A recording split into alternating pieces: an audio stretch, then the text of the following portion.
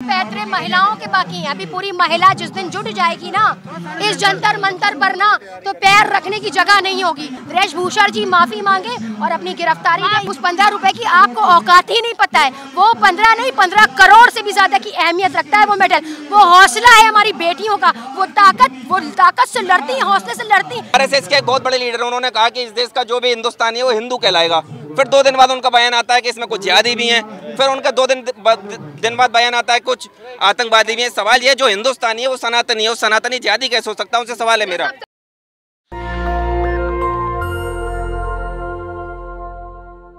अभी पैतरे महिलाओं के बाकी हैं। अभी पूरी महिला जिस दिन जुट जाएगी ना इस जंतर मंतर पर ना, तो पैर रखने की जगह नहीं होगी। और मैंने महिलाओं को, वो आने वाला आ रहा है धीरे धीरे हर जगह। एक बार बताइए, आपने एक पत्थर देखा होगा ना, पत्थर उसको रख दीजिए, जब वो पानी गिरता है ना उसमें छेद देर में होता है। तो ऐसे ही ये पत्थर है और ये पिघलेंगे और ये जरूर नमस्तक होंगे, आएंगे और माफी मांगेंगे हमारी बहन से।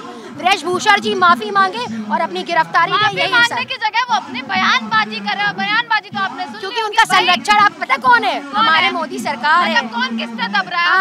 हाँ बिल्कुल बिल्कुल। 15 का मेडल है, सिर्फ 15 रुपए का मेडल है। उस 15 रुपए की आपको औकात ही नहीं पता है। वो 15 नहीं 15 करोड़ से भी ज्यादा की अहमियत रखता है वो मेडल। वो हौसला है हमारी बेटियों का, वो ताकत से लड़ती है, हौसले से लड़ती है। जिस देश में उनको सम्मान अगर नहीं मिलेगा तो उनके हौसले टूट जाएंगे। शाहीन बाग गैंग इकट्ठा हो रहा है, भी शाहीन बाग से है। ये महिला है, महिला। देखिए, मैं भी हमेशा शाहीन होती है। महिला हमेशा शाहीन होती है। महिला हमेशा शाहीन होती है। आप शाहीन बाग में भी हैं? बिल्कुल, हमारे शाहीन बाग वाले। हाँ बिल्कुल, वो महिला है। बिल्कुल बिल्कुल। ये देश के मुद्दे हैं।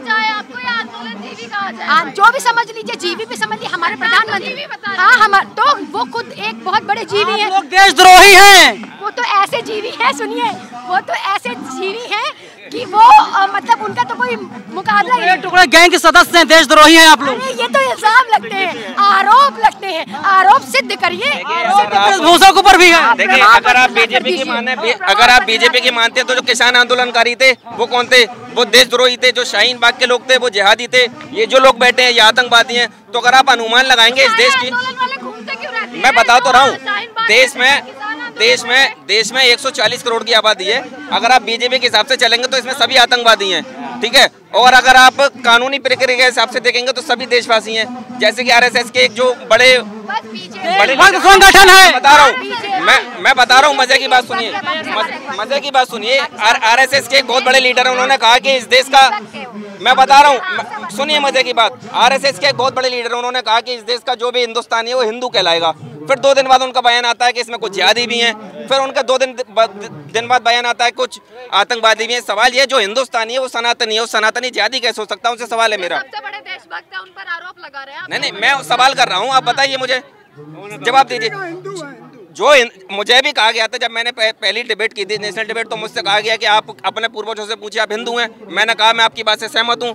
फिर उन्होंने दूसरी डिबेट में मुझे कहा हिंदू है, अरे आतंकवादी है। तो सवाल ये, एक हिंदू आतंकवादी सनातनी बन जाइए, 47 तक खदेड़ दिए जाएंगे देश से। आप हिंदू राज बनने जा रहा है।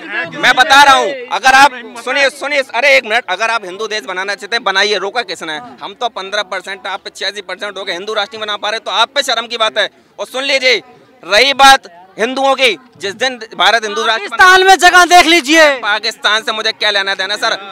हिंदुस्तान, अब हम हिंदुस्तान की बात करना, आप पाकिस्तान जा रहे हैं। लगता है अब नवाज शरीफ के, मुझे लगता है कुछ पैसा ऐसा देंगे लिफाफे इन भाई को लिफाफे में पैसा आया पाकिस्तान से, इनकी निगरानी करवाइए।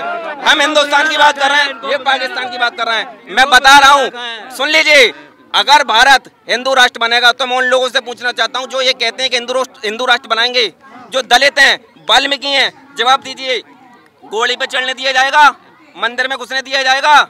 बताइए, खाट पे चढ़ने दिया जाएगा? अरे हम तो मुसलमान हैं, हमें कहते हैं हिंदू बराबर है। हमारे यहाँ भेदभाव नहीं है, हमारे यहाँ डिस्क्रिमिनेशन नहीं है। आपके यहाँ है, आप अपने समाज को एक करिए। हमारे यहाँ चाहे 1000 रुपये का आदमी हो, चाहे 1 करोड़ का हो, एक ही सब में नमाज पढ़ते हैं। आप अपने एक का करिए और फिर उसके बाद हिंदू राष्ट्र बनाइए। हम आपको बधाई देते हैं। और थोड़ी बहुत समर्थन की जरूरत, सुनिए, समर्थन की जरूरत पड़ेगी, हम मुसलमान भी आपको समर्थन दे देंगे, लेकिन रिटर्न में लिख के दीजिए कि आप अपने छोटों के साथ भेदभाव नहीं करेंगे। जो आपने हाथरस में करा, दिन के 3 बजे जलाई, रात को 3 बजे उसको दफना दिया, ये नहीं करेंगे। बोलिए, मैं हिंदू राष्ट्र बनवाऊंगा, मैं मुसलमान हूँ। हिंदू राष्ट्र में ये कहाँ लिखा गया है कि भैया मुसलमानों को बाहर निकाल देंगे। मैंने कब कहा मैडम, मैंने कब कहा कि मुझे बाहर निकाल लेंगे? मेरे बड़ों ने, मेरे बुजुर्गों ने, मेरे उलमाए किराम ने इस देश के लिए कुर्बानी दी है, काले पानी की सजा पाई है। मैंने तो कहा ही नहीं कि आप मुझे निकालेंगे। मैंने कहा राष्ट्र बन सकते हैं, हिंदू राष्ट्र नहीं। देखिए मैंने ये कहा आप 76% हैं, आप 85% हैं, आप नहीं बना पा रहे तो आपकी कमजोरी है ना। आप 85 पे नहीं बना पा रहे तो आपकी कमजोरी है। और इसी चीज की यहाँ पर बहुत ज्यादा टेंशन चल रही है। उनके 57 हो गए, उनके 56 हो गए, जो हम देखते हैं जो 300-300 रुपए दिहाड़ी पे आते हैं ना, जो डेली बोलते हैं, उनके 57 हो गए। कितनी दिहाड़ी मिली है? 500 खरीद कर लाते हैं। अरे हम तो भारत के नागरिक हैं, हमें कौन दिहाड़ी देगा? नेशनल दस्तक की आपसे गुजारिश है कि अगर इसको बचाना चाहते हैं तो नेशनल दस्तक को सब्सक्राइब करने के लिए रेड कलर के सब्सक्राइब बटन को दबाएं, फिर बेल आइकन की घंटी दबाएं। नेशनल दस्तक को बचाने के लिए बहुत जरूरी है कि हर खबर को शेयर करें, लाइक करें, कमेंट जरूर करें।